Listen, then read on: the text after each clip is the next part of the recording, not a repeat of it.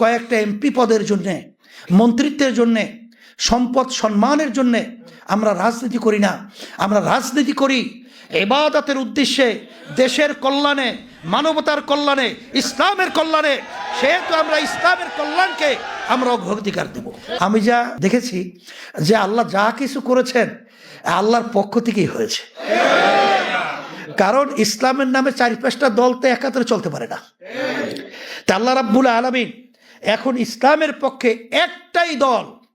আজকে পরিষ্কার বাংলাদেশের মধ্যে দিন যেরকম নাকি আজকে বোঝাতে কোনো কষ্ট হয় না। আর আজকে বাংলাদেশের ভিতরে ইসলামের পক্ষে একটাই দল রয়েছে, সেই ইসলামী দলের নাম হলো ইসলামী আন্দোলন বাংলাদেশ। এই দেশের প্রতিটা রন্ধ্রে রন্ধ্রে আমাদের রক্ত, আমাদের চিন্তা, আমাদের সবকিছু মিশে আছে। এ দেশ নিয়ে চিন্তা করা, ভাবনা করা, এর ভালো মন্দের সাথে আমরা প্রতিটা বাংলাদেশের জনগণ সর্বদিক থেকে জড়ানো।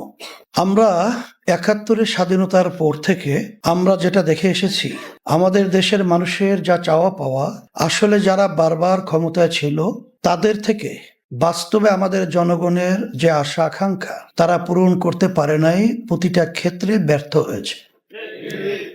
আর এই ব্যর্থতার পিছনে আমরা যেটা দেখি, ব্যক্তি স্বার্থ, দলের স্বার্থ, এইটাকে অগ্রাধিকার দিতে গিয়ে বিশেষ করে তারা স্বাধীন দেশে পরাধীনতার, অর্থাৎ আমেরিকা, ভারত, বিশেষ করে এই দুই দেশের এক কথায় প্রিসক্রিপশন অনুযায়ী অনেকেই দেশ পরিচালনা করেছে। দেশ পরিচালনায় আমরা দেখেছি যে আমাদের পাশের রাষ্ট্র ভারত, আসলে ইতিহাস হলো আর যেটা বাস্তবতা, পাশের রাষ্ট্রের সাথে আমাদের সম্পর্কটা থাকবে বন্ধুত্ব সুলভ, কিন্তু আমরা ভারতের আচরণগুলো আমরা দেখেছি বন্ধুত্ব সুলভের বাহিরে তারা আমাদের দেশকে বিভিন্ন দিক থেকে পরিচালনার বিভিন্ন ধরনের আচরণ আমরা লক্ষ্য করেছি। আমাদের দুঃখ হয় যে আজকে আমরা যে দেশের মধ্যে আমরা বসবাস করছি, এই দেশটা তামাম দুনিয়ার মধ্যে যারা পরিচালনা করেছে তাদের নতজানু নীতির কারণে এই দেশটা একবার নয় 5 বারের মতো তামাম দুনিয়ার মধ্যে চোরের দিক থেকে, দুর্নীতির দিক থেকে তারা ফার্স্ট বানিয়েছে। এখন কথা হলো যে আমরা যা দেশে, এই দেশে জন্মগ্রহণ করেছি, আমাদের এই দেশ নিয়ে চিন্তা করা, আমাদের দেশকে নিয়ে ভাবনা, আমাদের দেশ সুন্দর হওয়া, এর দায় দায়িত্ব কি আমাদের উপরে মোটেও বর্তায় না? আমাদের উপরে মোটেও নাই। এই লক্ষ্যেই ইসলামী আন্দোলন প্রতিষ্ঠিত করে গেছেন আমার আব্বাজান রহমতুল্লাহ আলাই। তিনি আপোষহীন নেতা ছিল, কখনোই অন্যায়ের কাছে সে কখনোই আল্লাহর রহমতের নতি স্বীকার করে নাই। সে ইসলাম দেশ মানবতার কল্যাণের জন্য আমরণ তিনি কিন্তু তার সাধ্য শক্তি অনুযায়ী তিনি চেষ্টা করে চরমনের জমিনে ঘুমায় আছে। আজকে আমরা যারা তার শাগরেদ রয়েছি, আপনারা দেখেছেন আল্লাহর রহমতে তার পদঙ্ক অনুসরণ করে আমরা চলছি।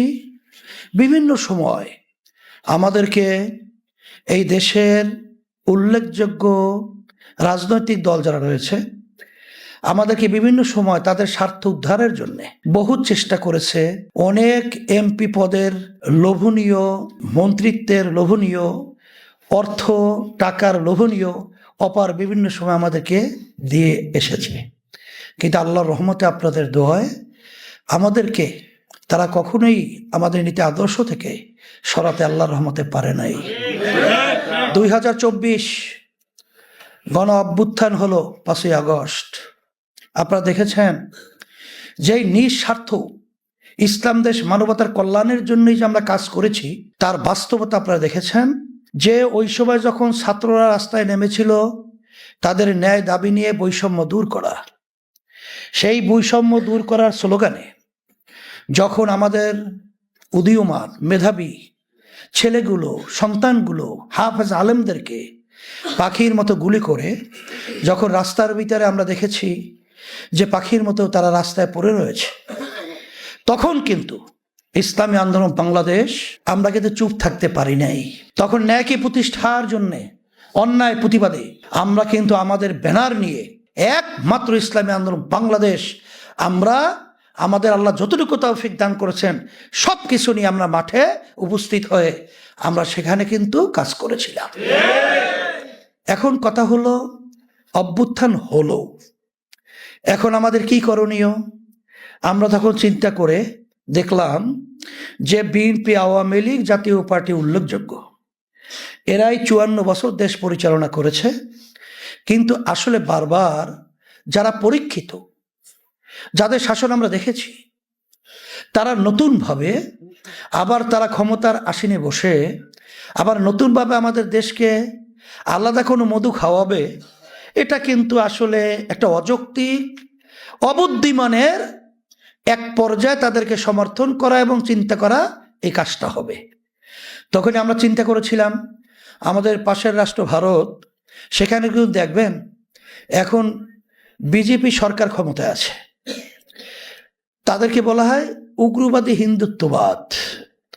সেখানে কেন হিন্দুত্ব ইজমকে তারা সামনে রেখে যখন তারা আন্দোলন সংগ্রাম করেছে, তখন তারা কিন্তু সরকার গঠন করেছে, এখন তারা ক্ষমতায় আছে।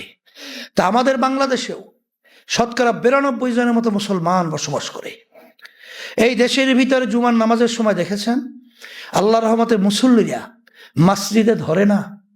এমনকি আমাদের মুরব্বীরা, আমার সন্তানের বাপরা বাচ্চাদেরকে সাজায়া পড়ায়া হাত রেখে হাতে হাত ধরে জুমার মসজিদে তাদেরকে নিয়ে যায়। এটা হলো আমাদের দেশের কালচার, এটা হলো আমাদের দেশের ঐতিহ্য। তাহলে এখানে আমাদের দেশের মানুষ ধর্মপ্রাণ, তো এখানেও একটা নীতি আদর্শ, যেই নীতি আদর্শ হলো তার নাম হলো ইসলাম।